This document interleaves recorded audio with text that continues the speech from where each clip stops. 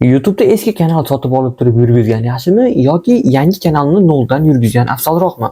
Assalomu alaykum do'stlar, ismim G'ayrat va siz mening YouTube kanalimdasiz.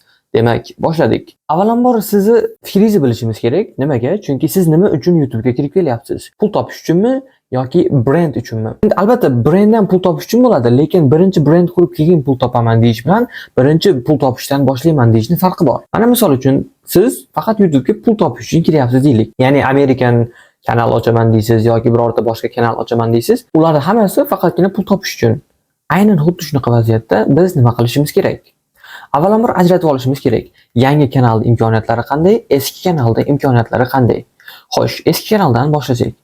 Eski kanalda albatta obunachi bo'ladi. Siz sotib olaman degan kanalingizda albatta obunachi bo'ladi. Bemalol sotib olishingiz mumkin, o'zining saytlari bor. Agar qiziqadigan bo'lsangiz, izohlarda yozib qoldirsangiz, unga ham to'liq to'xtalib video qilaman, xudo xohlasa. O'zining saytlari bor. 10 mingtalik, 20 mingta, 50 mingtalik, balki undan ham oshiqroq YouTube kanallar bo'ladi, o'z maxsus. Chet eldagi bo'ladi, O'zbekistonniki ham bo'ladi. Ya'ni o'zbeklar qanchadir miqdorda YouTube kanalni yurgizib turib, sotib olmoqchi bo'ladi. Monetizatsiyasi yongan bo'ladi, monetizatsiyasi yonmagan kanallar bo'ladi. Eski kanal haqida gapiryapman. Hali yangi kanalga o'tganimiz yo'q. O'zimiz ochib yurgizishga. Shunaqa vaziyatda nima qilishimiz kerak?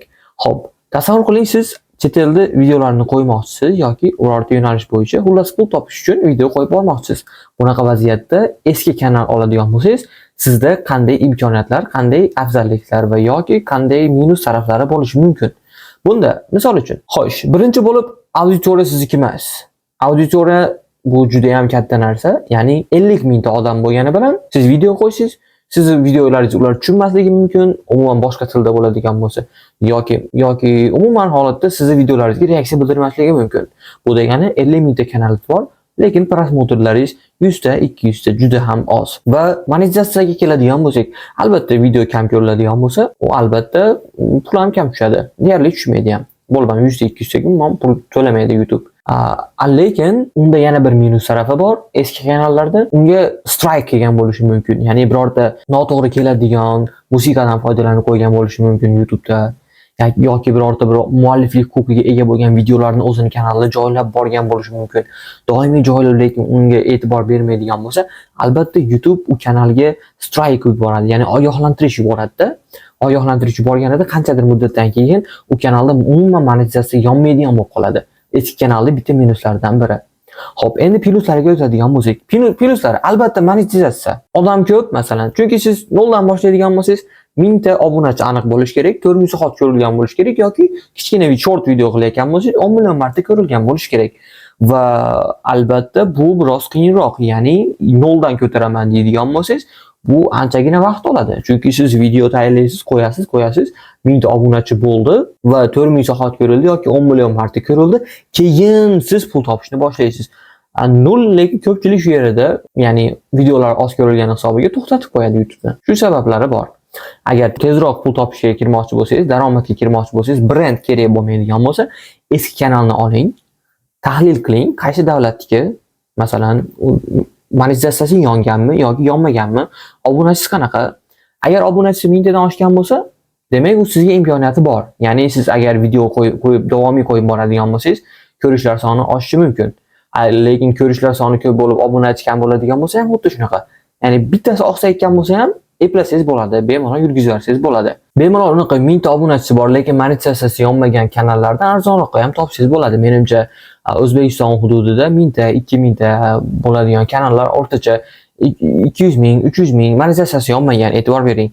200 ming, 300 ming atrofida bo'lishi mumkin obunachi, agar o'zbek auditoriya bo'lsa. Agar chet el auditoriyasi bo'ladigan bo'lsa, u auditoriya yana ham narxi qimmatlaydi. Siz yangi kanal olmoqchisiz-ku, ishlatilgan eski kanal ochilgan bo'lsa ham, siz olmoqchisiz. Unga ko'proq pul tikishingiz kerak bo'ladi, chunki uni boshqa davlatlar ko'ryapti, o'zbek tilida emas. Va e'tibor beradigan jihati shu, agar siz chet tilda, albatta chet tilida qilasizlar, yoki ingliz tilida yoki boshqa tilda, yoki faqat kulgili videolar yoki animatsion narsalar qo'yib borasizlar, pul topish uchun bo'ladigan bo'lsa, auditoriyaga e'tibor qarating. Agar o'zbek auditoriyasi bo'ladigan bo'lsa ham, siz bosib video qo'yadigan bo'lsangiz, bemalol siz chet elda auditoriyasiga chiqib ketsangiz bo'ladi. Shu narsani hisobga oling. 1000 ta auditoriya, 1000 ta odam to'planganmi? Ular hammasi o'zbekmi? Mayli, kanalda olavering.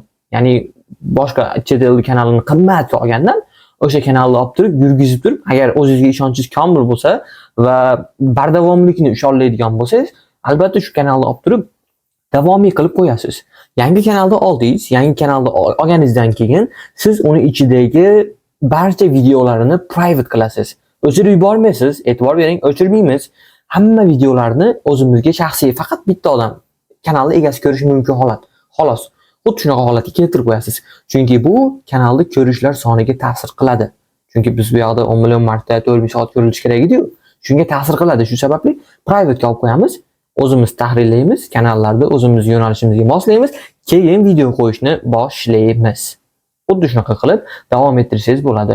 Albatta o'lgan kanal bo'lsa yoki boshqa davlat ko'rayotgan bo'lsa, bemalol private qilib turib videolarni o'zingiz kanalingizga yurgizib yuborsangiz bo'ladi.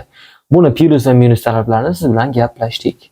Endi yangi kanalni qachon ochish kerak? Tasavvur qiling. Agar siz brend yuritmoqchi bo'lsangiz, albatta sizga har bitta kelayotgan obunachi juda ham muhim. Misol uchun, mana aynan men o'zim YouTube kanalimdan keladigan bo'lsak, YouTube kanalim men aynan bu kanalni men pul uchun qilmayapman, misol uchun. Men o'zim qiziqqan yo'nalishim, o'zim qiziqqan narsalarimni video qilib chiqmoqchiman. Shu narsa pul uchun bo'lmayapti. Shu sababli o'zim noldan ochganman, qiziqqan yo'nalishim bo'yicha videolar qo'yib boryapman. Men kanal sotib olmaganman bu uchun. Va bunaqa holatda qiyinchiligi monetizatsiya yonishi kechroq bo'lishi. Mana masalan, 4000 soat ko'rilishi ancha qiyin. Qiyin deganda videolaringiz ko'p ko'rilishi kerak. Agar chet tilida bo'ladigan bo'lsa, siz o'zingiz brendingiz uchun qilmoqchi bo'lsangiz, albatta chet tilida gapirishingiz kerak. Va bu ba'zilar uchun murakkablik tug'diradi. Agar o'zbek tilida O'zbekiston bo'yicha o'zim brend qurmoqchiman deb ketadigan bo'lsangiz ham, qaysidir yo'nalishingiz bo'yicha, mutaxassisligingiz bo'yicha odamlarga yordam beradigan videolar qiladigan bo'lsangiz, albatta sekin-sekin ko'tarilib, brendingiz ko'tarilib ketaveradi. Lekin bunaqa paytda brendingizni tez tanitmoqchi bo'layotgan paytda o'lik kanalni olib turib yoki auditoriyasi boshqa kanalni olib turib, siz o'zingiz yo'nalishingizga bursangiz, unda tamom. Unda anchagina qiyin bo'ladi. Shunaqa paytda noldan boshlash kerak. Tushunyapsizlar?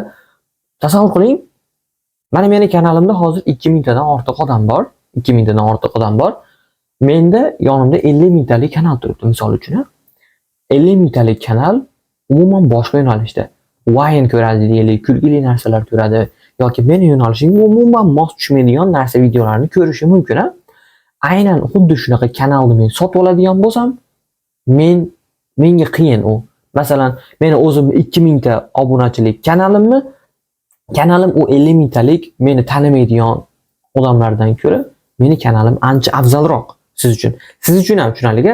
Agar sizning kanalingizda 1000 ta odam bo'lib turib, boshqasinikida 10 ming ta bo'lsa, lekin o'sha 1000 ta odam sizni biladigan bo'lsa, sizni doim kuzatadigan bo'lsa, sizning kanalingiz ancha afzalroq. E'tiborni bu yerda songa qaratmaymiz. Tushunarli? 50 ming ta u prosmotrlari ko'p, million prosmotr ko'p bo'lgani bilan sizni o'zingiz brendingiz umuman boshqa narsa. Shu sababli e'tiborni songa emas, sifatga qaratish kerak. Ya'ni biznes egalari bor. Ya'ni Imom Gaziyev ko'rishingiz mumkin. Ular e'tiborni faqatgina klientlariga qaratadi. Ular masalan biznesga aylantirgan YouTube'ni. Qanday qilib aylantirgan? Masalan, birorta o'zini brendini qiladi. 10 ming ta kanalda obunachisi bor, misol uchun, o'zini mahsulotini yoki o'zini xizmatlarini sotishi mumkin. Aynan o'sha 10 ming ta obunachisiga, u bu yoqda 100 ming ta yoki 1 million talik obunachi bor kanalga o'zini videosini qo'yadigan bo'lsa, uni xizmatini hech kim sotib olmaydi. Tushunyapsizlar nima deyotganimni? Aynan xuddi shu jihatlari bilan yangi kanalni noldan ochish va eski kanal, oldin yurgizilgan kanalni sotib olish farqi xuddi shunda. Ya'ni sizni o'zingiz brendingiz ustida ishlamoqchi bo'lsangiz, albatta yoki mutaxassis yuzi ko'rinish shart emas. Brend deganda faqat yuzi ko'rinish shart emas. Birorta yo'nalish bo'yicha, tibbiyot yo'nalishidami, birorta mutaxassisligingiz bo'yicha ko'rinmasdan video qilmoqchimisiz? Albatta o'zingiz noldan kanal ochganingiz afzalroq. Va keyin yana bir narsa bor. Eski kanal, birorta kanal sotib oldingiz, tasavvur qiling, yana bitta kanal bor va siz noldan kanal ochdingiz. Siz YouTube uchun yangi kanal ochganligingiz uchun sizni sinash ehtimoli ko'payadi. Tushunyapsizlar? Misol uchun bitta video qildingiz, bu yoqda 15 mingtalik, 20 mingtalik kanalga joyladingiz, bu yoqda noldan kanal ochib turib, o'zingiz yangi videoni joyladingiz. Video joyladingiz kelasiga ham. YouTube birinchi mana uni ko'proq odamga ko'rsatib ko'radi. Nimaga? Chunki noldan ochdi bu, YouTube aytadi, bu yangi narsani sinab ko'ryapti. Qani, buni videolarini rekomendatsiyaga chiqarib ko'raylik deydi. Shu sababli ham hech e'tibor berganmisiz? Agar sinab ko'rgan bo'lsangiz, YouTube ga yoki TikTok, Instagramlarga farqi yo'q. Har bitta platformaga birorta video joylasangiz, 500 ta 1000 ta odamga ko'rsatadi. Qanchadir muddat 500 ta 1000 ta 1000 ta 1000 ta 1,5 ming ta 2 ming ta ko'radi, keyin 0 ga tushib qoladi, 100 taga 200 taga tushib ketadi. Buni sababi YouTube algoritmidan o'tolmagan o videolar. Ko'rsatib ko'radi-da, 100 ta 1000 ta 2000 ta odamga ko'rsatib ko'radi. Agar yoqadigan bo'lsa, davom etib uchib ketadi o videolar. Endi bu yoqda 10 mingtalik, 15 mingtalik kanalga video joyladingiz, YouTube buni rekomendatsiyaga chiqarish uchun avval o'sha 20 mingta odam uni ko'rib turib, like bosib, izoh qoldirib, xuddi shunaqa holatda engagement bo'lish kerak. Ya'ni birorta fikrlarini bildirish kerak. Keyin o videoni YouTube boshqa tashqariga chiqaradi rekomendatsiyaga. Xuddi shunaqa holatda. Tushundingizmi? Eski kanal bilan yangi kanalning farqini. Brendingiz uchun bo'lsa, albatta siz yangi noldan kanal ochib turib yurgizganingiz ma'qulroq. Agar faqatgina pul topish, faqat short video qilaman deydigan bo'lsangiz, unda birorta eski yoki boshqa chet til davlatlaridagi kanalni olib turib, monetizatsiyasi yongan bo'lmasa ham, mana shu 1000 tadan oshiq obunachi bor kanalni olib turib, monetizatsiyasi yonishga ozgina qolgan bo'lsa, shuni qo'yib turib, bosib video qo'yishni davom eting. Keyin yana bitta narsa, consistency bu bardavomlik degan narsa ko'pchilik noto'g'ri tushunadi-da. Masalan, har kuni video qo'yish kerak deb o'ylaydi. Har kuni 3 ta 4 ta video qo'yishim kerak deb o'ylaydi. Yo'q, unaqa emas. Umuman unaqa emas. Bir oyda bitta video qo'yapsizmi? Har oyda bittadan qo'yishingiz mana shu bardavomlik. Bir oy ichida 30 kunda siz borani har 2 kunda bir 15 ta video qo'yib turib, keyingi oy yo'qib qolingiz, bu bardavomlikka kirmaydi.